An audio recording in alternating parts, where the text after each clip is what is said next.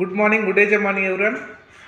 మన డేజే కంపెనీలో లాయల్టీ ప్రోగ్రామ్ ఏదైతుందో, లాయల్టీ ప్రోగ్రామ్ ఏంటంటే మన ఇంట్లో కావాల్సిన ప్రోడక్ట్ అనేది మనకు నచ్చినవి ఎవ్రీ మంత్ ఒక 2500 మెయింటెనెన్స్ చేస్తే మనకు 5 మంత్ మెయింటెనెన్స్ చేస్తే 6th మంత్ ఫ్రీ వస్తుందండి.